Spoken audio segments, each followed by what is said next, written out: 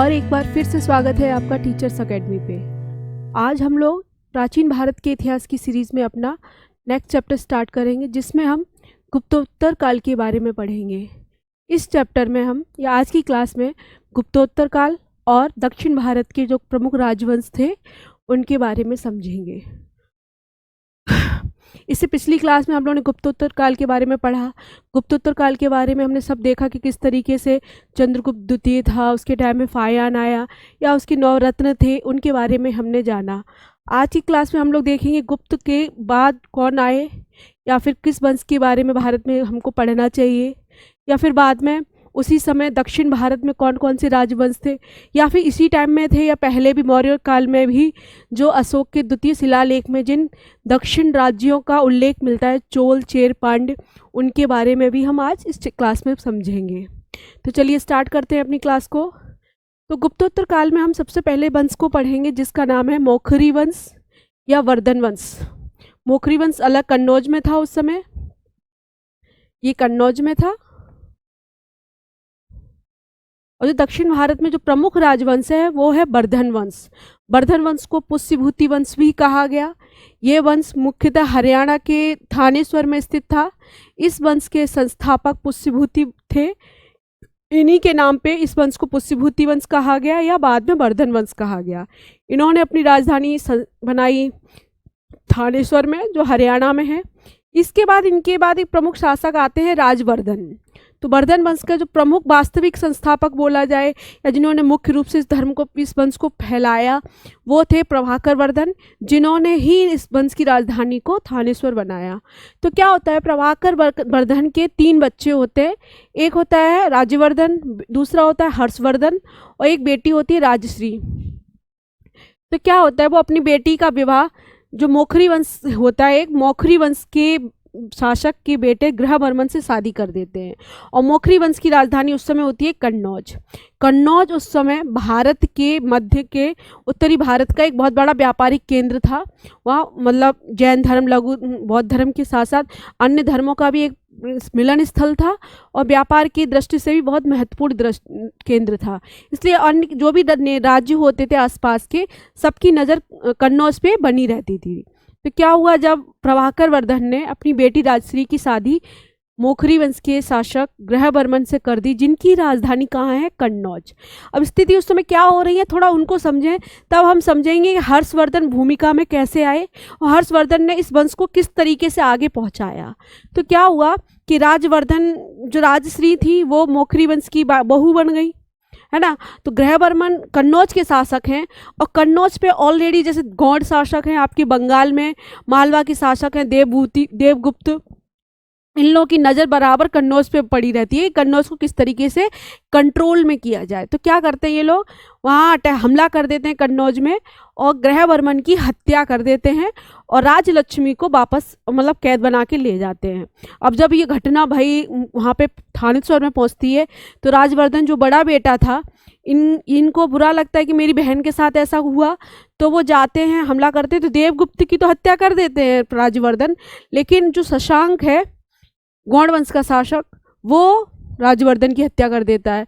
तो जब ये सारी बातें हर्षवर्धन को पता चलती है कि उसके भाई भी मर गया, उधर उसके पिता भी खत्म हो चुके, उधर बहन बंदी बना ली गई है, तो वो बहुत खोजबीन करते, बौद्ध भिक्षुओं की खोजबीन की मदद से शशांक का पता लगाते हैं और शशांक की हत्या कर देते हैं और अपनी बहन को वहाँ से छुड़ा के कन्नौज लेके आते हैं। यहाँ तक कि सिंपल सी कहानी है कि प्रभाकर वर्धन के 3 बच्चे हैं, राजवर्धन, हर्षवर्धन और राजश्री। राजश्री को बंदी बना लिया गया, जिसको हर्षवर्धन छुड़ा के ले आए। अब राजवर्धन के जो राजश्री हैं उनके कोई बच्चा नहीं है, तो कन्नौज की गद्दी खाली है।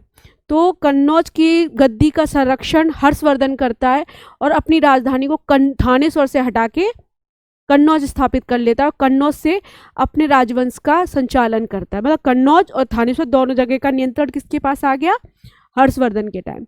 ये तो एक हो गया राजनीतिक विवरण कि किस तरीके से हर्षवर्धन ने शशांक को मारा, क्या रीजन था, ये सब कहानी है।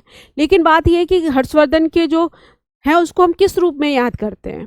तो हर्षवर्धन को हम याद करते हैं भाई उसकी दानशीलता के रूप में, या उसके द्वारा जो ग्रंथ लिखे गए, नाटक लिखे गए, उनके रूप में।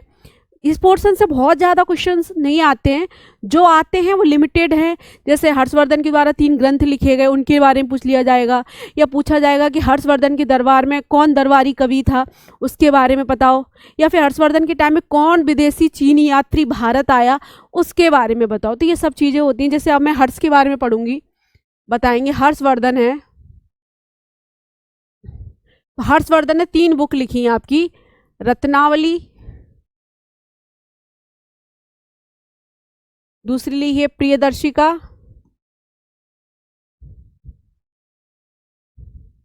और तीसरी बुक लिखी है उन्होंने सौंदर्यानंद। सौंदर्या नंदन बोल दो या नंद बोल दो। ये तीनों बुक किसके द्वारा लिखी गई हैं? हर्ष के द्वारा, और ये संस्कृत में लिखी गई हैं। ये हो गया। और क्या पता करना है हमें इसके बारे में, हर्ष के बारे में? हर्ष के दरबार में दरबारी कवि था बाणभट्ट। बाणभट्ट इसका दरबारी था। इसने भी 2 बुक लिखी है, एक आपकी लिखी है हर्षचरित, और एक बुक लिखी है, ध्यान नहीं आ रहा, हर्षचरित किसने लिखी है? बाणभट्ट ने। तो बाणभट्ट की हर्षचरित में हर्ष के राज्य के बारे में विवरण मिलता है, किस तरीके से उन्होंने प्रशासन चलाया, उसकी दानवीरता का उल्लेख मिलता है। तो हर्ष के बारे में दानवीरता की अगर बात करें तो बोला जाता है इसके टाइम में 2 महासभाएं हुई, इसने 2 महासंगम आयोजित किए। एक इसने प्रयागराज में संगम किया, महासभा आयोजित कराई, और एक कन्नौज में। पूछ लिया जाता है कभी कभार कि हर्ष के टाइम में 2 महासभाओं का आयोजन किया गया, तो वो महासभाएं कहाँ कहाँ आयोजित हुई थी आपकी? कन्नौज और प्रयागराज। ये तो हो गई महासभा का आयोजन किया इसने, ठीक है। अब एक चीज और हर्षवर्धन के बारे में हम लोग जानेंगे कि हर्षवर्धन के टाइम पे हर्षवर्धन ही पहला शासक है। क्वेश्चन पूछा जाता है कि भारत में महाकुंभ या कुंभ मेले का आयोजन किस शासक के द्वारा किया गया? कुंभ तो सब जानते हैं ना, कुंभ 3 लगते हैं, एक 2 कुंभ लगते हैं, एक 12 माह का लगता है महाकुंभ, एक 6 माह का लगता है अर्धकुंभ, ठीक है, एक वार्षिक कुंभ भी लगता है। तो इन कुंभों का आयोजन किसने कराया था? किस शासक के द्वारा सबसे पहले कुंभ मेले का आयोजन किया गया? हर्षवर्धन के द्वारा। और एक क्वेश्चन और पूछा जाता है कि हर्ष ने कुंभ के मेले के समारोह के लिए अपने राज्य क्षेत्र के 300 गांवों का राजस्व दान में दे दिया था। इतना बड़ा दानवीर था कि अपनी पूरी की पूरी आय ही दान कर देता था। और इसके बारे में और क्या जानना चाहिए हमको? हर्षवर्धन के टाइम में एक चीनी यात्री भारत आते हैं, वो बहुत ज़्यादा इंपॉर्टेंट है, आपसे पूछा जाता है ह्वेनसांग।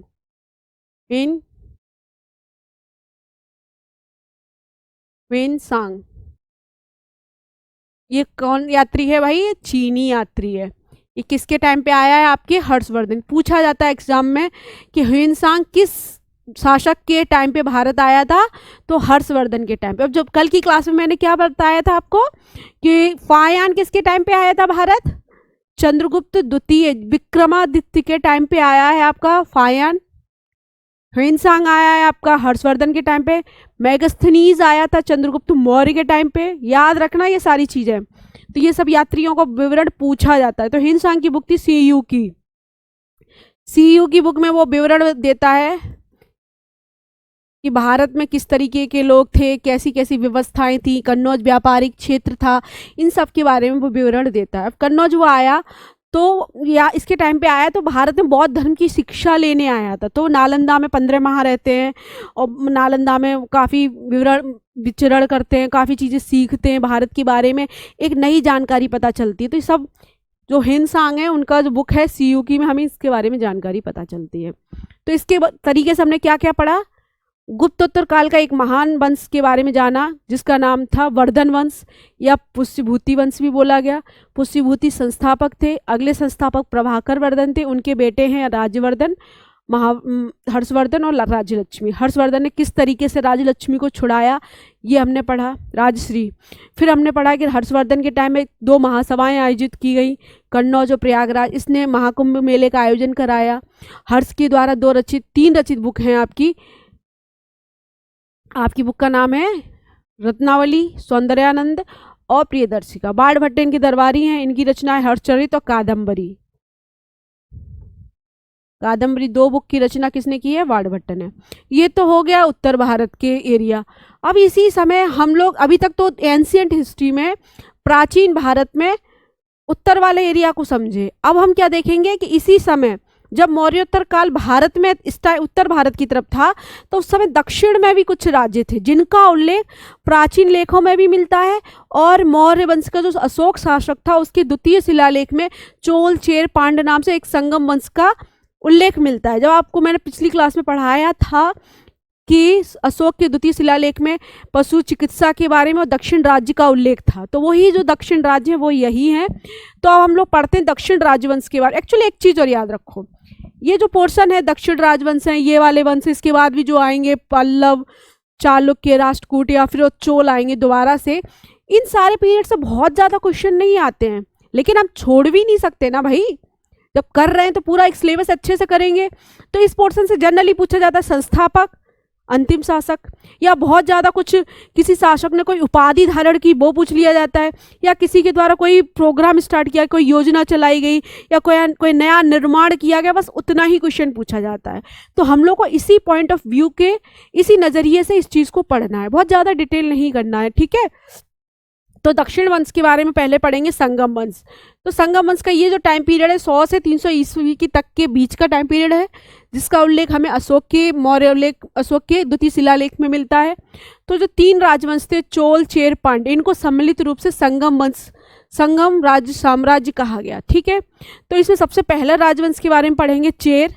तो इसके बारे में बहुत ज़्यादा जानकारी हमें इन वंश के बारे में नहीं पता चलती है, पर पहला पता चलता है कि चेर है वो दक्षिण भारत का सबसे प्राचीन राज्य है, जिसका अर्थ होता है, चेर का अर्थ होता है पर्वतीय प्रदेश। चेर क्या है आज का? केरल का प्राचीन नाम था चेर। इसकी राजधानी थी, इन्होंने कुरूर बनाई, करूर। चिन्ह इनका पूछ लिया जाता है धनुष, बस इतना ही पूछा जाएगा, धनुष इनका राजकीय चिन्ह है। अब इस वंश का प्रमुख शासक था उदयन जेलर, जिसके बारे में हमको उल्लेख मिलता है बुक्स में। तो पता चलता है कि जो उदयन जेलर था प्रथम चेर कहा गया इसको। तो पूछा जाता है कि चेर वंश के किस शासक को प्रथम चेर कहा गया? उदयन जेलर। फिर इस वंश का एक प्रमुख शासक है आपका सेनगुट्टवन। सेनगुट्टवन के बारे में क्वेश्चन कई बार एसएससी में आया है, और मैं अभी प्रीवियस ईयर के क्वेश्चंस भी कराऊंगी, जिसमें पूछा जाता है कि सेनगुट्टवन को या किस चेर शासक को लाल चेर कहा गया, पूछा जाएगा। लाल चेर कौन था आपका? सेनगुट्टवन। अब एक चीज और सेनगुट्टवन के बारे में जानने की जरूरत है कि इसने कनग्गी देवी की पूजा स्टार्ट की। कनग्गी पूजा क्या पूछा गया क्वेश्चन है प्रीवियस ईयर में कि कनग्गी पूजा का आयोजन किस चेर शासक के द्वारा कराया गया? तो सेनगुट्टवन के द्वारा कराया गया। कनग्गी पूजा को पत्नी पूजा भी कहा गया है, ठीक है। और इस वंश की राजधानी आपकी क्या थी? मलयालम। इतना ही है। फिर नेक्स्ट राजवंश है आपका चोल। चोल की राजधानी उरेरूर, चिन्ह है बाघ, ठीक है। और प्रमुख इस वंश का राजा था करिकाल। करिकाल प्रमुख शासक है। करिकाल के बारे में कहा जाता है ये पहला शासक था चोल का जिसने श्रीलंका पे विजय हासिल की थी कुछ क्षेत्रों पे। बाद में जो अगले चोल आएंगे तब हम बताएंगे पूरी तरीके से राजेंद्र प्रथम ने श्रीलंका को अपने राज्य में मिला लिया था, लेकिन पहली विजय किसने की? करिकाल ने। और इसके बारे में पता चलता है इसके पास कुशल नौसेना थी। इसने कावेरी नदी पर एक बांध बनवाया और पुहार पत्तन का निर्माण कराया था, जिसको कावेरी पत्तनम बांध कहा गया, जो कावेरी नदी पे था। और इसके बारे में हमें जानकारी कहाँ से पता चलती है? एक साहित्य है दक्षिण का, साहित्य का नाम है शिल्पाधिकारम। इसके रचनाकार हैं इलंगो आदिगल। इलंगो आदिकल प्रमुख रचनाकार हैं जिनकी बुक है शिल्पाधिकारम, जिससे हमें करिकाल के बारे में जानकारी पता चलती है। एक्चुअली इस वंश के बारे में कुछ संस्थापक क्या थे इनके बारे में हमें विस्तृत विवरण नहीं मिला, इसके बारे में नहीं पता। नेक्स्ट शासक है आपका पांड्य। पांड्य की राजधानी थी मदुरई, चिन्ह है मछली। प्रमुख शासक है नेडियार। नेडियार के बारे में याद रखना है कि पूछा जाता है क्वेश्चन कि दक्षिण भारत में सर्वप्रथम समुद्र की पूजा करने का श्रेय किस पांड्य शासक को दिया जाता है? तो आपके नेडियोन है। अंतिम शासक नल्लीव कोड्डन है और प्रमुख देवता इनके मरुगन थे। बस इतना से ही याद रखना है आपको। अब क्या हो गया, एक चीज और इम्पोर्टेंट है कि पांड्य शासक में 3 संगम साहित्य का आयोजन किया गया। संगम साहित्य बोलो कि लिटरेचर के समारोह आयोजित किया गया, साहित्य को लेकर समारोह आयोजित किए गए। तो तीनों किस राजवंश में हुए थे? पांड्य शासन में। पूछा जाता है कि दक्षिण में आयोजित तीनों संगम साहित्य का आयोजन किस वंश के टाइम पे हुआ था? तो आपको बस सिंपल याद रखना है भाई, पांड्य वंश। तो तीनों के बारे में पढ़ लेते। प्रथम संगम हुआ मदुरई में, इसके प्रमुख थे ऋषि अगस्त्य। दूसरा हुआ है आपका कपाटपुरम में, इसके भी प्रमुख हैं ऋषि अगस्त्य। और तृतीय के मदुरई में हुआ है, इसके अध्यक्ष नक्कीर। तीनों संगम साहित्य के बाद एक बुक लिखी गई थी तोलकप्पियम। तोलकप्पियम बुक है एक, आप याद रखेंगे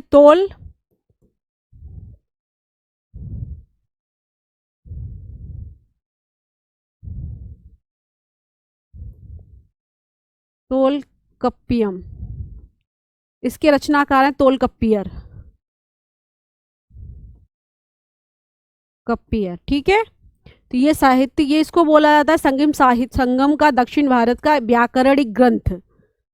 संगम साहित्य की व्याकरणिक बुक अगर कोई है तो तोलकप्पियम है, जिसके रचयिता है तोलकप्पियर। ठीक है, इसके बाद ये तो थे स्टार्टिंग 100 से 300 ईस्वी के टाइम के आपके, लेकिन इसके बाद 500 से 12 ईस्वी फिर दक्षिण में कुछ राजवंश हैं जिनको हमें पढ़ना है, जिसमें है आपके पल्लव, चालुक्य, राष्ट्रकूट और चोल। 4 प्रमुख राजवंश आए। चोल फिर से दोबारा दूसरी इनकी शाखा विकसित हुई है। तो जो चालुक्य है वो 3 राज्यों में बैठे थे, बातापी के चालुक्य, बेंगी के चालुक्य और कल्याणी के चालुक्य। अब इन तीनों के बारे में एग्जाम में बस पूछा जाता है, संस्थापक कौन है, अंतिम शासक कौन है, क्या किसी ने कुछ किया, बस इतना ही पढ़ना है। तो पहला शासक है पल्लव। पल्लव वंश के संस्थापक थे श्री विष्णु। एग्जाम में सीधा पूछा जाएगा पल्लव वंश के संस्थापक कौन थे। 4 ऑप्शन दे दिए गए, आपको बस नाम बताना है। पल्लव वंश के संस्थापक कौन है? श्री विष्णु। राजधानी कांची है, भाषा संस्कृत है।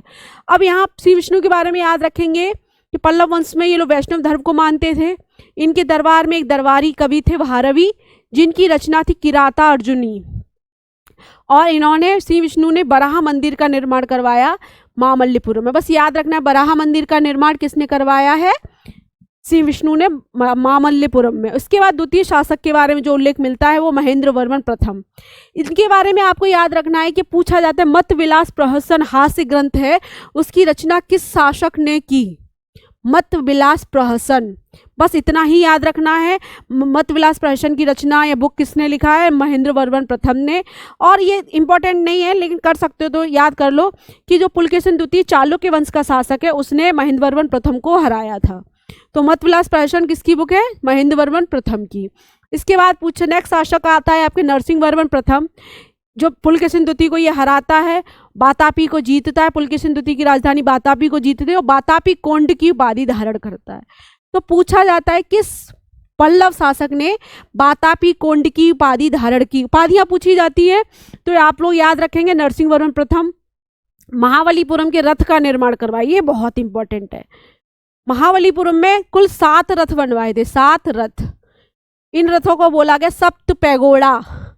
क्या बोला गया है भैया? सप्त पैगोड़ा, पैगोड़ा के रथ बोला गया। इसमें 7 प्रकार के रथ हैं। पूछा जाता है, बहुत ज्यादा डीप पूछा जाएगा, सबसे बड़ा रथ कौन सा है? तो युधिष्ठिर। युधिष्ठिर रथ सबसे बड़ा है। वहीं सबसे छोटा रथ पूछा जाए तो द्रौपदी, द्रौपदी, द्रौपदी रथ। द्रौपदी रथ सबसे छोटा है, युधिष्ठिर रथ सबसे बड़ा है। ये रथ के बारे में पूछा जाता है कि सप्त पैगोड़ा के रथों का निर्माण किस पल्लव शासक ने करवाया? तो आपको याद रखना है सिंपल, नरसिंह वर्मन प्रथम। उसके बाद शासक आया नरसिंह वर्मन द्वितीय, जिसने कैलाश मंदिर का निर्माण कराया, जिसको राजराजेश्वर मंदिर भी कहा गया। और इनके दरबार में दंडिन थे, जिनकी रचना है 10 कुमार चरित।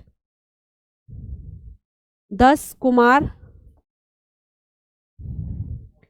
चरित। ठीक है, नेक्स्ट फिर शासक, अंतिम शासक हुआ इनका अपराजित वर्मन। बस इतना ही याद रखना है हमको। अब आता है नेक्स्ट चालुक्य वंश। चालुक्य वंश में 3 शाखाएं थी। बातापी के संस्थापक जयसिंह है। प्रसिद्ध शासक पुलकेशिन द्वितीय। पुलकेशिन द्वितीय के बारे में आप लोग याद रखिए, पहले भी बताया है कि इसने महेंद्र वर्मन को प्रथम को हराया, नरसिंह वर्मन ने इसको हराया, और इसने कन्नौज के शासक हर्षवर्धन को पराजित किया था। किस नदी के तट पे? नर्मदा नदी के तट पे। पूछा जाता है क्वेश्चन कि हर्षवर्धन को नर्मदा नदी के तट पे किस चालुक्य शासक ने हराया? तो पुलकेशिन द्वितीय ने। इसके दरबार में एक दरबारी थे आपके रवि कीर्ति, जिन्होंने एहोल प्रशस्ति लिखा। एहोल प्रशस्ति मतलब क्या? प्रशंसा पत्र, प्रशंसा की है। एहोल प्रशस्ति में उसने पुलकेशिन द्वितीय की वीर गाथाओं के बारे में उल्लेख किया है। और इस वंश, वातापी वंश का अंतिम शासक है आपका कीर्तिवर्मन। ठीक है, फिर इसके बाद आपके आते हैं कल्याणी के चालुक्य, जिसका संस्थापक है आपका तेलप द्वितीय। इनके दरबार में विज्ञानेश्वर एक कवि थे, वो थे विज्ञानेश्वर की बुक का नाम है मिताक्षरा। मिताक्षरा, ठीक है, पूछा जाता है मिताक्षरा किसकी रचना है? विज्ञानेश्वर की। अंतिम शासक हैं सोमेश्वर। फिर बेंगी के शासक क्या हुआ? पुलकेशिन द्वितीय जो वातापी का चालुक्य था, उसने बेंगी को जीता और अब इसकी सत्ता अपने भाई विष्णुवर्धन को दे देता है। और विष्णुवर्धन की पत्नी होती है आयना महादेवी, जो विजयवाड़ा के जैन मंदिर का निर्माण करवाती। तो आपसे पूछा जाता है कि विजयवाड़ा के जैन मंदिर का निर्माण किस शासक के टाइम पे हुआ था? विष्णुवर्धन के टाइम पे हुआ था, उनकी पत्नी आयना महादेवी ने किया था। अब इसके बाद आते हैं आपके राष्ट्रकूट। बहुत छोटा पोर्शन है, बहुत जल्दी जल्दी कराना है, बहुत ज़्यादा समझाने वाला पोर्शन नहीं है, इसलिए आप लोग चिंतित ना हो। फिर पूछा जाता है राष्ट्रकूट वंश के संस्थापक कौन है? दंतीदुर्ग। राजधानी है मान्यखेत। कृष्ण प्रथम इसके प्रमुख शासक हैं, जिन्होंने एलोरा की कैलाश मंदिर का निर्माण करवाया। तो पूछा जाता है कि एलोरा में कैलाश मंदिर का निर्माण किस वंश में हुआ था? राष्ट्रकूट वंश में। और राष्ट्रकूट वंश ने ही एलोरा की गुफाएं बनवाई थी, जिसमें आई थिंक 12 बौद्ध गुफाएं थी, 17 कुछ जैन धर्म की गुफाएं थी, कुछ हिंदू धर्म की गुफाएं थी। कुल 33 गुफाओं का उल्लेख मिलता है। अंतिम शासक हैं आपकी कर्क तृतीय। ये तो हो गया आपके राष्ट्रकूट, चालुक्य और पल्लव। अब हम लोग चोल वंश के बारे में पढ़ते हैं। जो चोल वंश की पहली शाखा हमने वहां पढ़ी थी करिकाल, ये उसकी दूसरी शाखा है।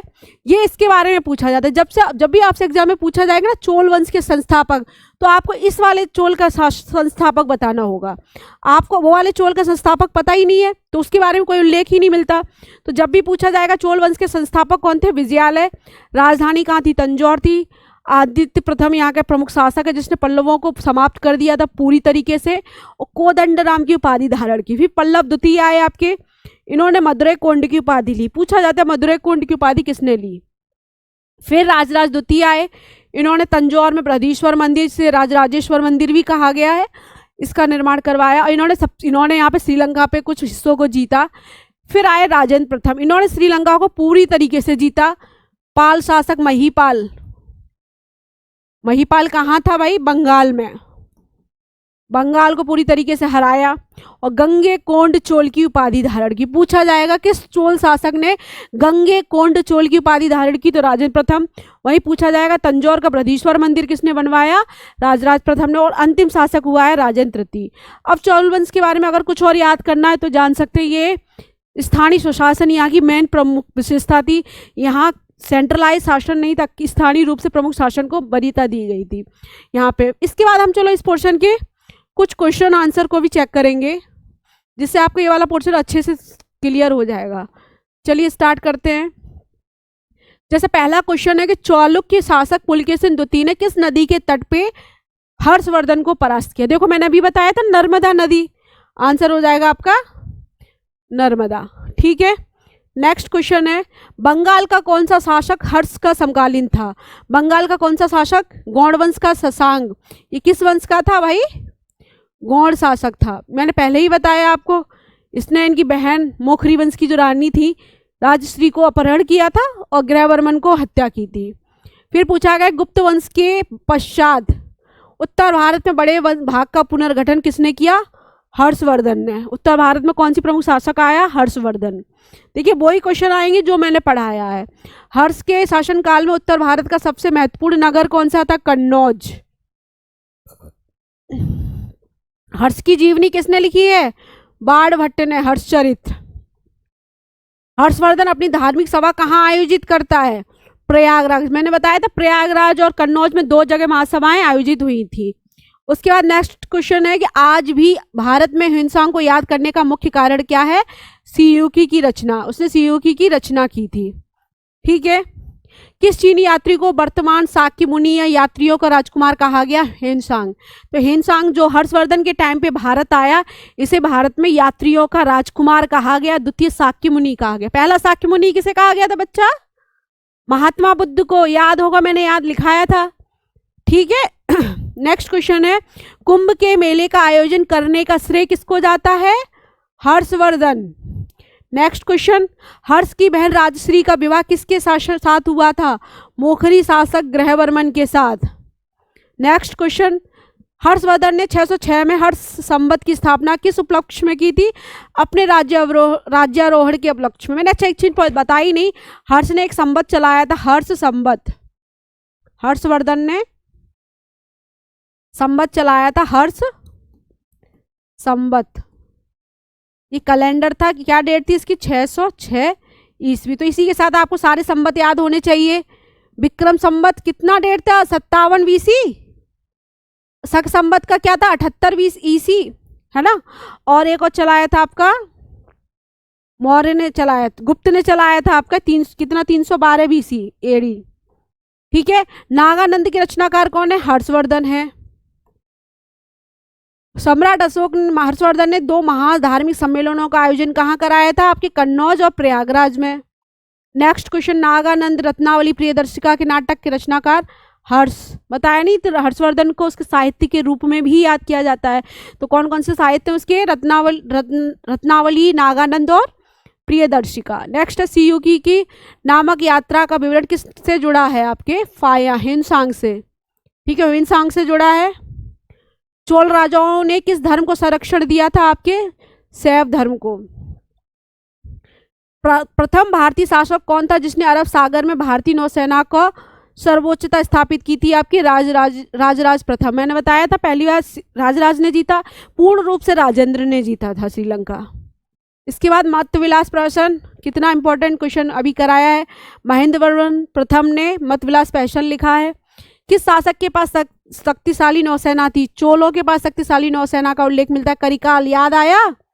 किस चालुक्य शासक ने थानेश्वर व कन्नौज के महान शासक हर्षवर्धन को पुलकेशिन द्वितीय के तट पर नर्मदा नदी के तट पर परास्त किया? पुलकेशिन द्वितीय, याद रखेंगे ना, पुलकेशिन द्वितीय कितना इंपॉर्टेंट है। पहाड़ी काटकर एलोरा के कैलाश मंदिर का निर्माण किसने कराया था? राष्ट्रकूटों ने। कृष्ण प्रथम, याद है। निम्नलिखित में से किसने तंजौर में बृहदेश्वर मंदिर का निर्माण करवाया? राजराजेश्वर। जितने क्वेश्चन है सिर्फ उतना ही तैयार कर लेंगे तो आपका ये वाला पोर्शन तैयार हो जाएगा। इससे बहुत ज़्यादा क्वेश्चन नहीं पूछे जाते। किसने कराया? बस वही, देखो एसएससी का क्वेश्चन है ये आपके। फिर क्वेश्चन पूछा गया है, पांड्य साम्राज्य की राजधानी कहाँ थी? पांड्य साम्राज्य की राजधानी कहाँ थी? मदुरै।